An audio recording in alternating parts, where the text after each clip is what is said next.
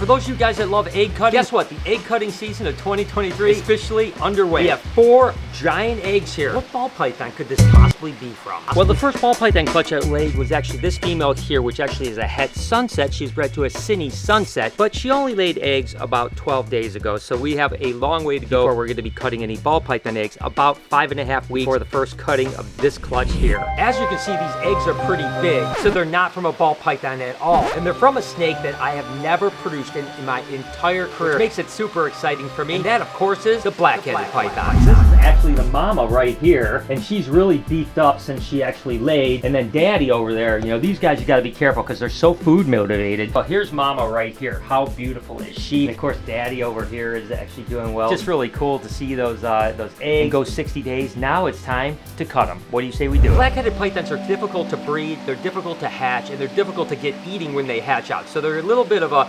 challenge, which is something that someone like me really loves. But the one thing is that the hatch rate usually is kind of small. We started out with 7 eggs. We are down to 4 eggs, and I'll be honest with you, this egg here I don't know much about because you can see how it's got like this wet spot on it here. It may be good, it may be not. Now these guys typically hatch at 60 to 65 days. Right now it's 61 days after, so we're within a few days of when they should be hatching. Could hatch anytime. I want to go ahead and see my first baby black-headed pythons that I've ever seen in my entire life. What do you say we just jump in and cut egg number 1? Oh my gosh, am I excited. Just gonna cut a slit in the top like this.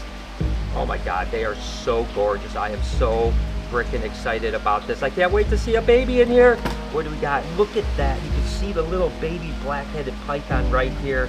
You can see it right there. Oh my gosh, is that absolutely adorable. Oh my gosh, my first black-headed python. No head yet. The head is still tucked down, but I've seen the pattern, which is really cool. That zebra-y type of pattern. Really amazing. Let's go ahead and cut egg number 2. We'll save that kind of yucky egg for last and just see if something happens with it. Let's go ahead and see with egg 2. Maybe we'll get lucky in one of these eggs and actually see the black head. It would be absolutely incredible if that happened. Again, you can see the baby in there, no problem. There is some yolk, so these guys probably do still have a couple days left of incubation. So I'm going to leave that one alone right there. We'll go ahead and cut these last 2 eggs and see what's happening. But how exciting is that? Baby black-headed pythons. Oh my goodness. Again, after 30-something years of working with reptiles full-time, it's crazy to hatch something that you've never hatched before as far as a species goes, right? I mean, certainly mutations happen all the time, but an actual species, and look at that one. You can really see how beautiful it is. Absolutely incredible. And again, I do see some yolk, so I definitely want to leave these guys alone. We'll get these guys back incubating and leave them alone. Probably another 4 or 5 days before they start to crawl out. Now on to this egg. This egg could be bad, it could be good, could be a dead baby in it. I don't really know what's happening, but let's just go ahead and cut it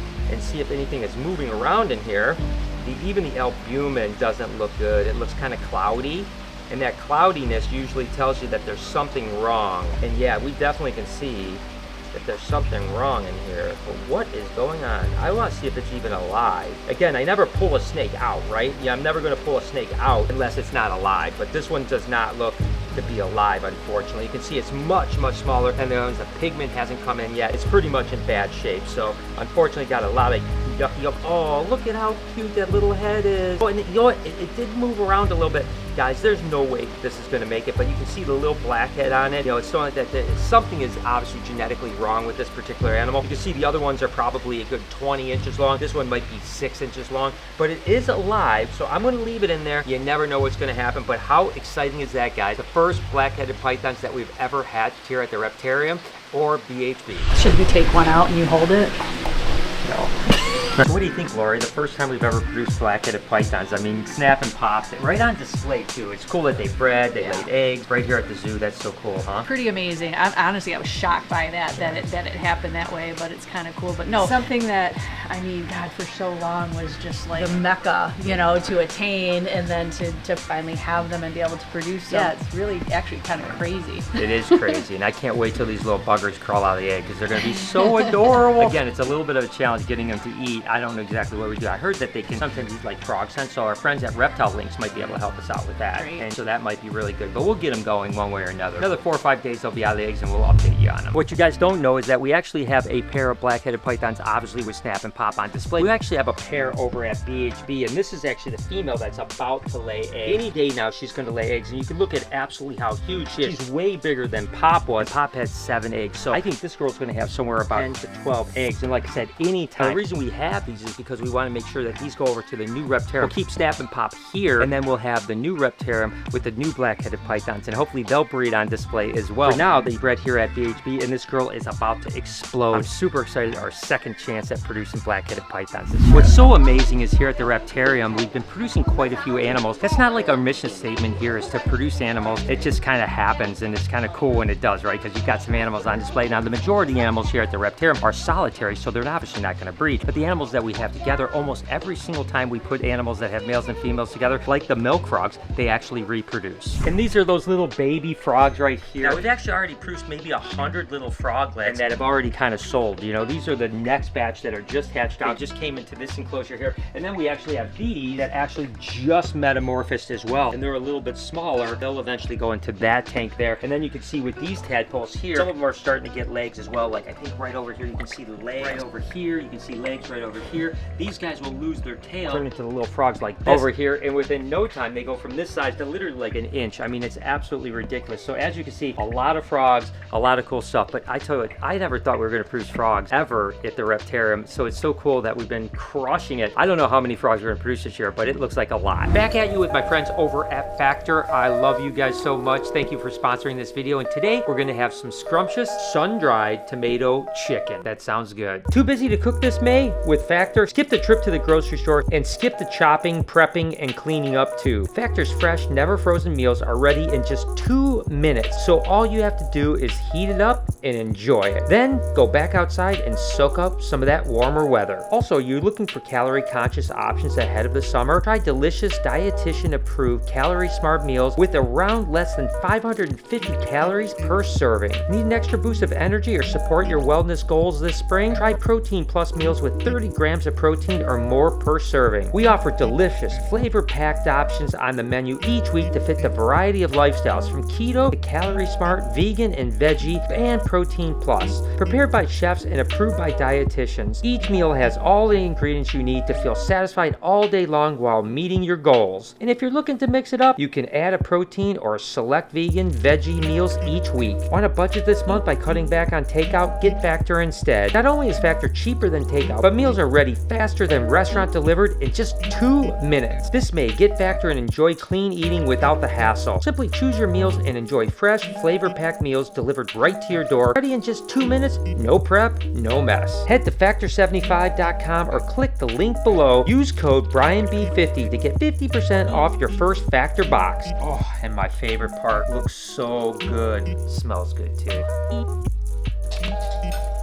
And it tastes good too. So make sure to head over to Factor75.com or click the link in the description. Use my code BrianB50 and get 50% off your first Factor box. But it actually all started with this little monkey here, Nova, my male frill dragon, which I love to death. He's been kind of an anchor of the things here at the Reptarium forever, and he actually bred with our girl Lilith and produced a bunch of little baby frillies. And Big Mac and Chicken Nugget were actually part of the first clutch that we hatched here from our frilly dragon. So these guys are literally the first captive produced animals that we ever had at the Reptarium. But then the floodgates really opened up and we started getting baby frillies over the last few years. I think we've had 5 clutches now, and we've kept most of the babies. They're absolutely incredible. This one's about a year old now, and we've actually separated, hello buddy, we've actually separated Lilith and Nova to give them a little break from it. Lilith was getting a little bit beat up, wanted to give her a year off and let her rebound. But some of the baby frillies are getting close to the point where probably within the next year they'll be able to. So that'll be really cool to have a second generation captive bred animal from the Reptarium. I'm definitely looking forward to that. You know, I've never bred my girl Bella, mainly because she's so special to me, because I think, like, I don't want to ever have anything possibly go wrong with her. You know, when you're breeding stuff, things can go wrong, and she means so much to me. I guess all my animals mean a lot to me, but we did actually breed Diddy and Dixie once, and last year we actually had a clutch of eggs. Unfortunately, the eggs didn't hatch. Guess what, guys? I am in Diddy and Dixie's cage.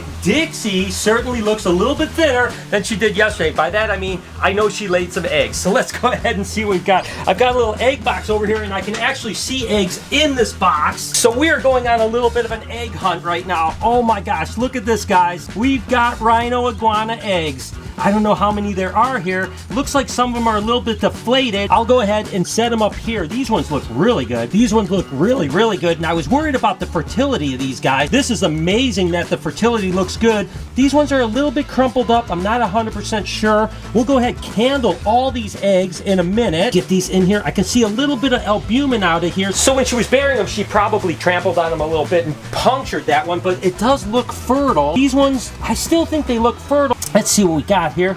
Got one more here. Again, a little desiccation, but we'll be okay there. And looks like one last one here. I'll just go ahead and look through the rest of this just to make sure there's nothing else in here. Look at that, guys.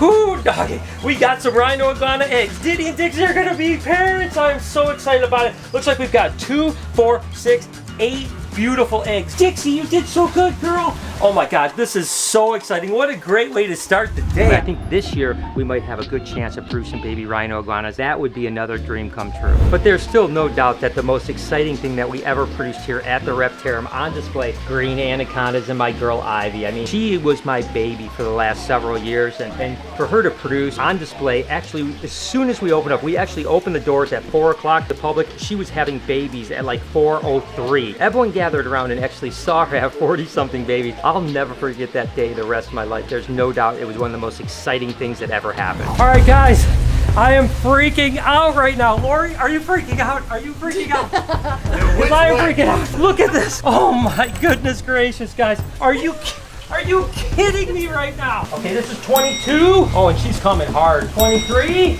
24, 25. She's just protecting her young. She's gonna calm down after a meal or two, but I tell you what, this is crazy. 39 babies, that might be it. I'm gonna continue to look around and see if I can't find any more. Under the log. Oh, you got Oh, there's the 40th. We hit 40, guys. It was an awesome experience to see Ivy actually have her baby. I was like, there's no way this is actually happening. I heard screaming babies, I was like, oh my God. Every one of those 40 babies, probably within 1 to 1.5 minutes. That's how quick it happened. I thought it was gonna take hours, and it took literally less than 2 minutes. Bro, I mean, come on! I mean, that's babies, dude! I'm like out of my mind. It's almost like a dream. And of course, one of the pinnacles that we produced here over at the Reptarium, the fact that we produced anacondas was probably the coolest thing that I've ever done. So it's really neat to see animals over at the Reptarium. Although our mission statement at the Reptarium isn't like producing snakes or reptiles for that matter, but the fact that they'll actually do it on display tells me a lot. It tells me that they're happy, they're healthy, they're enjoying their environment enough to actually reproduce, thinking that their babies are gonna have a good life, right? So anacondas, absolutely. There's probably never gonna be anything that we ever produce at the Reptarium that's going to be nearly as exciting as when I produced the anacondas. The thing that's really special about all the animals that I just talked about, and including the blackhead, these were not only animals that were produced here at the Reptarium, which is amazing in itself, but they're also the first time I've ever produced any one of those species, which is pretty awesome, right? So they, you know, the fact that they are on display and I'd never produced them is pretty cool. Now, don't get me wrong, there are a ton of things that I would love to produce. One of the things I'm really hoping I can produce soon is these Sudan plated lizards. They're just such inquisitive, amazing, super cool animals, heavily keeled scales, and you just don't really see people breeding these guys. So it's kind of a goal of mine to figure out how we can breed them. I think we've got 1 male and 4 females that actually are on display right now, and they're just chunky, beautiful, big, absolutely incredible animals, and I hope that someday I can figure out how to breed them. I think we may have to brumate them for a couple months. We may have to take them off display for a couple months and then put them back on display and actually let them breed. They'll have anywhere from like 4 to 6 eggs typically. The eggs take, you know, up to 3 months to hatch. It would be super cool to produce some Sudan plated lizards. Not to mention, hey, probably everything in here one day I'd like to breed. Hope you guys enjoyed today's video. If you did, there's a playlist that you can watch all kinds of videos. You can also hit that subscription button. It would mean a lot to me. Also, hit that like button while you're down there. Have a wonderful day, Reptile Army. Remember, be kind to someone, and I promise I'll see you in the next one.